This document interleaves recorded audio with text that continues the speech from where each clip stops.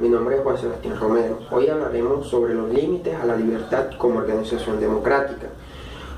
Para hacerle una pequeña introducción sobre el tema, podríamos decir pues, que la función de todo orden democrático es garantizar las libertades, la libertad y el orden pues, de los individuos.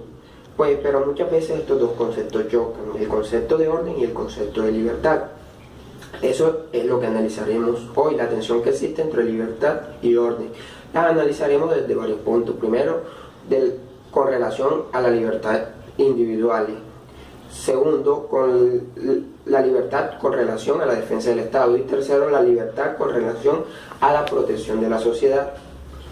Empecemos, pues, me gustaría darle un concepto diferente de lo que es libertad. Viéndolo desde el punto de vista de los derechos humanos, se concibe a las personas como un individuo que gozan de la capacidad de elegir, que tienen un sentimiento de justicia, de decidir en lo que es bueno y malo y así elaborar su propio plan de vida. Por otro lado tenemos el concepto de orden, que nos dice correcto estado o situación, estado de normalidad o correcto funcionamiento de algo, y más concretamente de la vida en sociedad. Un ejemplo que nos ayudará a entender mejor al punto que quiero llegar con respecto al tema de la tensión que existe entre libertad y orden es un artículo periodístico donde una firma danesa, Finn and Lower, generó una campaña publicitaria donde pensaba vender unas camisetas alusivas a la FARC y financiar la radio de esta. Esto generó mucha controversia. El gobierno colombiano, pues a través de sus representantes, se mostró indignado. Este es un ejemplo claro para entender mejor el tema. Entonces, la pregunta que nos surge de este ejemplo: ¿qué debe primar primero en este caso? ¿La libertad de vender camisetas o el orden entendido como la prohibición de apoyar a organizaciones que los gobiernos pues denominan terroristas? Esto nos abre el punto a la tensión que existe entre libertad y orden. Esta pregunta la analizaremos desde dos puntos. Si bien todo sistema democrático debe garantizar la libertad de expresión, debe garantizar las libertades, por eso en nuestra Constitución tenemos un derecho que nos garantiza la libertad de expresión, donde todos podemos expresar nuestra ideología, nuestra religión, nuestra orientación sexual. Por otra parte, no se lo puede garantizar en su máxima expresión, porque se entraría en un choque de libertades. Otro ejemplo que nos ayudaría a entender es una actriz famosa. Se está bañando en una playa y un fotógrafo le toma fotos desnudas. En este caso podría haber un choque de libertades si no se busca la ayuda de un tercero, donde en el peor de los casos la actriz indignada podría recurrir a la violencia en contra del periodista. Hay un choque de libertades por parte del periodista queriendo publicar las fotos y por parte de la actriz exigiéndoles que no las publique. Al punto que quiero llegar es que hay otra solución a este caso, y es la intervención de un tercero, que es el Estado, pero como la intervención del Estado supone una limitación pues a las libertades, a la libertad de expresión, ya sea por parte del periodista prohibiéndole publicar la foto, o ya sea por parte de la actriz aceptando que se publiquen las fotos. La pregunta que nos surge de aquí es: ¿cuáles son los límites aceptables para la restricción de la libertad impuesta por parte del Estado con el fin de solucionar un conflicto? O sea, ¿hasta qué punto el Estado nos puede restringir las libertades con la excusa de solucionar un conflicto? En el mismo ejemplo de la actriz, nos parecería pues justo, por decirlo de una manera, que se le prohibiera al periodista publicar la foto, pero nos parecería injusto que el Estado, con esta excusa, pues cerrara el periódico.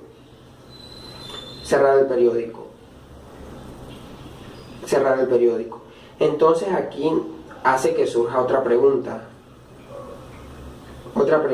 ¿Cuánta libertad deberíamos sacrificar para buscar un orden? Como toda limitación de la libertad, esto abre la puerta a que se entre en un régimen totalitarista o autoritario. O sea, el orden buscado puede conllevar el orden que se busca puede ser un orden arbitrario. Esta ha sido la herramienta que han utilizado pues, los distintos regímenes para hacerse con el poder. Pongo un ejemplo, el gobierno nacionalista alemán durante el Tercer Reich. Cuando se quemó el edificio del Parlamento, alució que ahí se fraguaba un complot comunista y pues lanzó un decreto que consideraba que era lícito en esos momentos prohibir varios artículos de esa constitución, entre ellos la libertad de expresión, la libertad de circulación, entre otras. Hasta también poder interceptar correspondencia, etc. Este es un ejemplo claro que las limitaciones de las libertades pueden conllevar a un estado totalitario o arbitrario, pero si no se limitan las libertades, se podría caer si el Estado no entra a limitar ciertas libertades, se podría caer en un estado de violencia generalizada. Entonces, pero nos preguntaríamos cuál es el punto de equilibrio. Pues lo plantea nuestro escudo nacional, cuando dice libertad y orden. No es una libertad y orden, por decirlo así tácitamente, sino son distintos momentos y distintas disyuntivas que se le presentarán a la sociedad en distintos momentos, donde se debe elegir cuánta libertad estamos dispuestos a sacrificar por buscar un orden y cuánto orden estamos dispuestos a sacrificar por buscar una libertad. O sea que no se aplicarán toditas, por decirlo así, equilibradamente. En algún momento será más factible implementarla, pues buscar un orden sacrificando ciertas libertades o sacrificar cierto orden para buscar ciertas libertades. Esto nos abre, pasamos al siguiente tema, que es la libertad política y la defensa del Estado. Muchas veces el Estado nos limita ciertas libertades porque considera que está atenta contra los valores e intereses de la sociedad. En el caso de la camiseta, el Estado pues consideraba que ésta atentaba contra los intereses y valores de la sociedad. Muchas veces en los estados de excepción pues se limitan ciertas libertades. Estos estados, por ser excepcionales, se faculta al presidente para que en defensa del Estado pueda limitar esas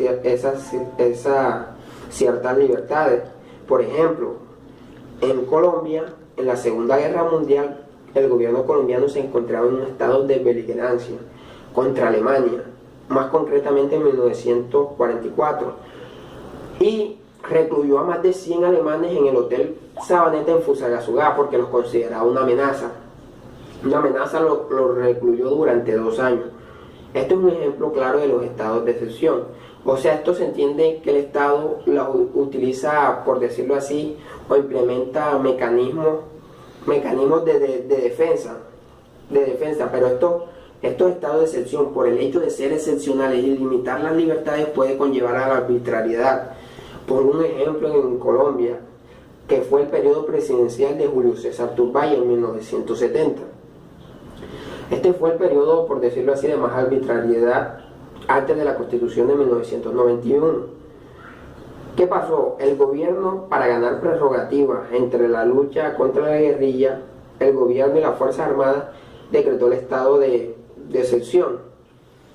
Y este ejemplo nos hace cuestionar los estados de excepción, que al igual y nos enseñan que las causas y las limitaciones de la libertad son igualmente importantes. Por ejemplo, en el caso pues es lógico que se decrete el estado de excepción para la lucha contra un grupo que intenta acabar contra el gobierno vigente, pero si ese tiempo, esa limitación de la libertad se extiende, nos hace preguntarnos si ya no se ha convertido en un régimen totalitarista. Bueno, el Estado limita ciertas libertades o toma distintas formas en defensa del Estado, limitando ciertas libertades. Empecemos a hablar de los partidos políticos. Como todos sabemos, en nuestra Constitución pues se contempla un artículo donde donde personas que tengan la misma ideología pueden asociarse.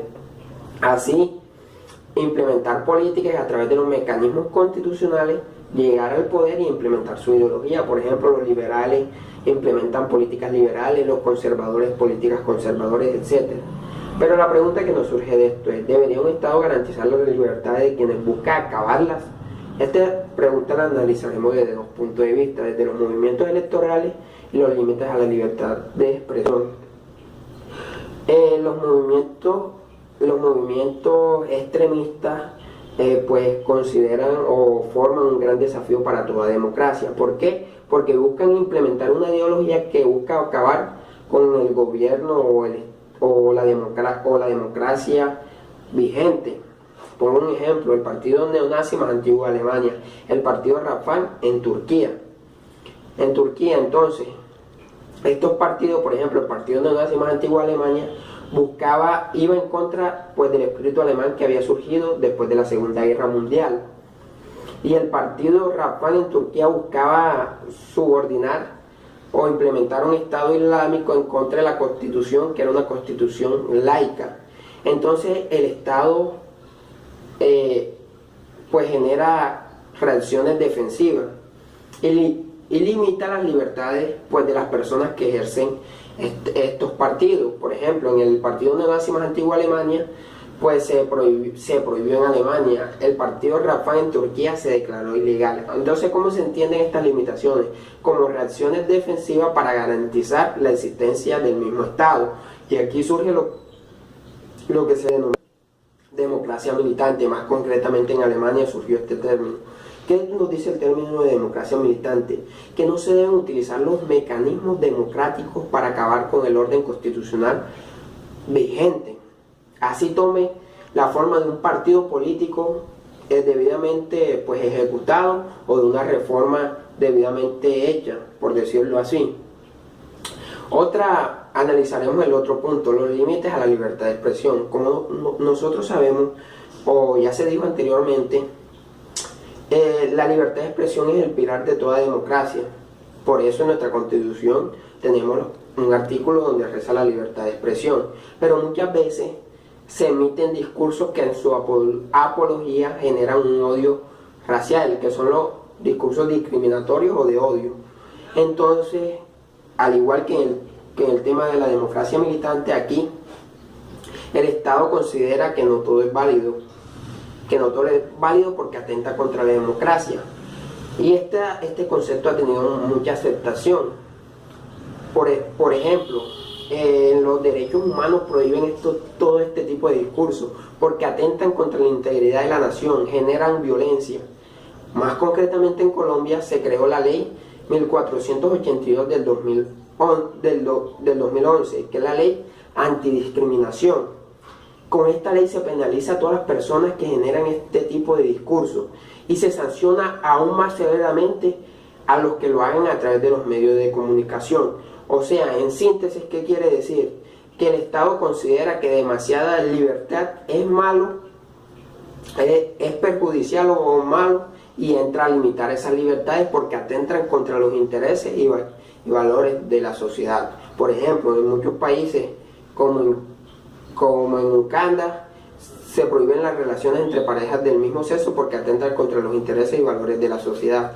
Aquí se limita la libertad de expresión porque está atentando contra el Estado, y se entiende como mecanismos de defensa. O sea, las limitaciones de la libertad toman diferentes mecanismos o formas de defensa del mismo Estado. Ahora hablaremos de lo que es la libertad y protección de la sociedad. La libertad y protección de la sociedad. Muchas veces el Estado limita ciertas libertades, pero no como en los estados de excepción o en el tema de democracia militante para garantizar la existencia del mismo Estado, sino para buscar que la sociedad mejore. Esto lo analizaremos desde dos puntos: las restricciones de la libertad, que buscan proteger valores que el Estado considera importantes para el correcto funcionamiento de la sociedad, y las restricciones que persiguen que las personas mejoren en sociedad, que se denomina paternalismo. Entonces, ¿cuáles son esos valores el primer punto, ¿cuáles son esos valores que el Estado considera tan importantes para restringirnos ciertas libertades, para garantizar estos valores, o para que estos valores no se vean afectados? Pues la respuesta es: depende del momento y el momento que esté pasando la sociedad o viviendo, y la distribución de poderes que en ella se dé. Por ejemplo, lo pueden imponer los más fuertes o la mayoría. Entonces pondré un ejemplo más claro en Colombia. El valor jurídico: se considera que la familia es el núcleo de la sociedad y se tutela el valor jurídico de la familia y se protege.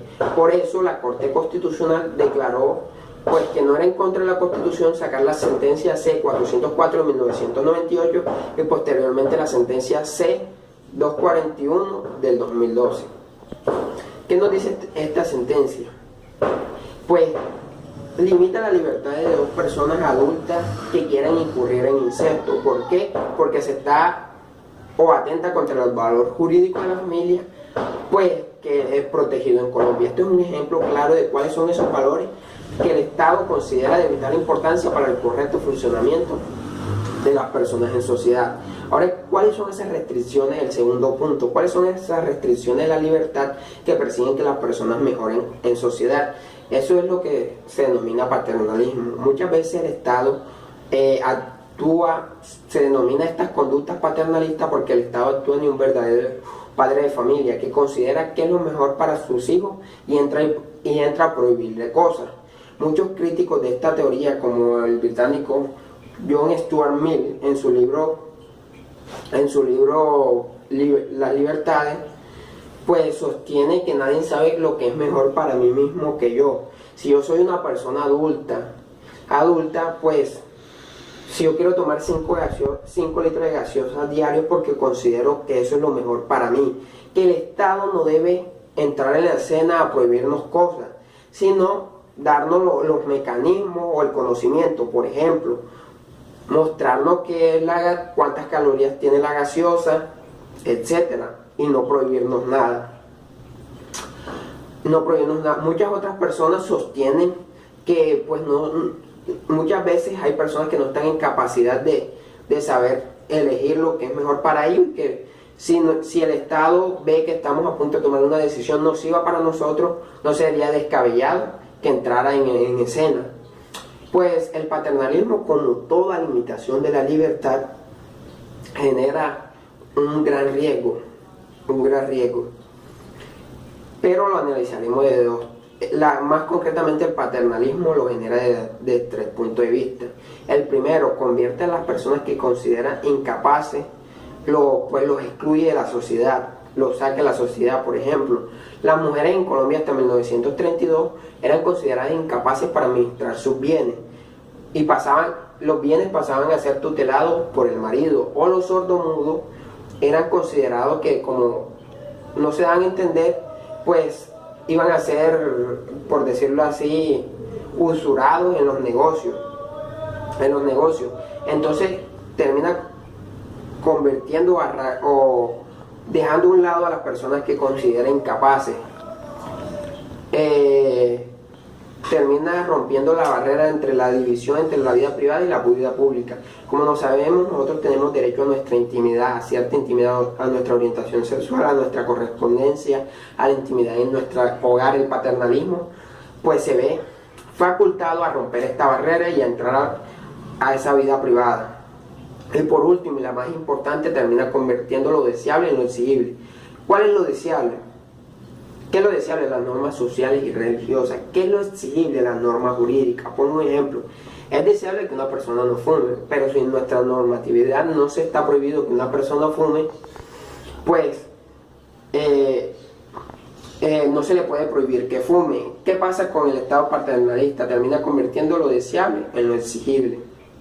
Esas normas sociales y religiosas en las normas jurídicas. Por un ejemplo, en muchos países y en varios países como Canadá y en Estados Unidos hasta el 2003, si mal no estoy, eran prohibidas las relaciones entre parejas del mismo sexo, porque atentaban contra la sociedad. Esto es una palabra de libertad económica. Como todos sabemos, al igual que en el ejemplo que le mencioné anteriormente de los sordomudos, una faceta importante de todas las personas es la de realizar negocios o cualquier otra actividad pues que nos genere ingresos. Esto es lo que se conoce como libertad económica. Durante el periodo de la Guerra Fría fue un periodo de oposición entre la Unión Soviética y Estados Unidos. Esta posición fue política, religiosa y social. Política, religiosa, social, económica. El principal punto de discusión fue la libertad económica.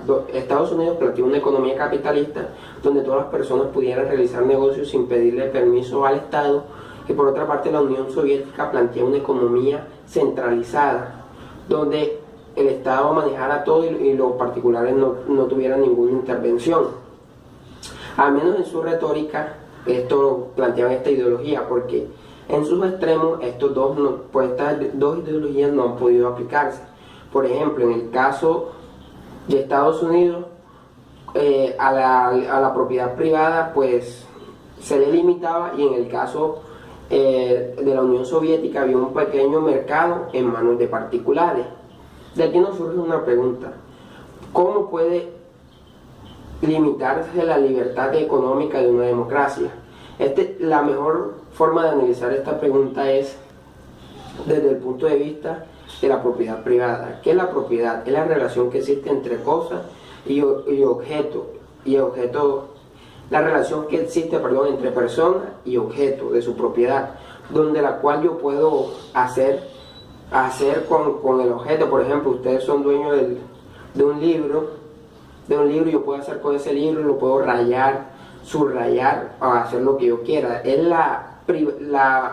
el marco de privacidad que yo tengo y que el Estado pues no puede intervenir. Pues esto nos abre paso a la ideología de Milton Friedman, o pues a lo que sostenía Milton Friedman, que decía que la propiedad privada pues equilibra el poder económico y el poder político. ¿Cómo así?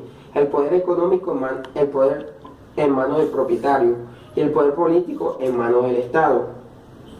Entre más poder económico esté en manos del propietario, se limita el poder del Estado, viendo al Estado desde un punto de vista antagónico, por decirlo así. Y pues, por decirlo así, se generaría que ese Estado no llevara a una arbitrariedad. Pero por otra parte, la propiedad privada pues nos genera o se nos hace más fácil ejercer ciertas libertades siendo propietarios. ¿Cómo así? O sea, nos da, por decir así, más derecho o más facultad para ejercer ciertas libertades. En el caso, por ejemplo, de la libertad de expresión, si tú tienes un periódico es más fácil ejercer la libertad de expresión, o si cuentas con las herramientas para ir a estudiar a la universidad, puedes ejercer más el derecho a la educación. Pero esta teoría o este pensamiento de Milton Friedman, en donde la propiedad privada pues genera un equilibrio entre el poder económico y el poder político, pues nos muestra su otra cara, en donde con este aspecto de la que la propiedad privada nos ayuda a ejercer más ciertas libertades.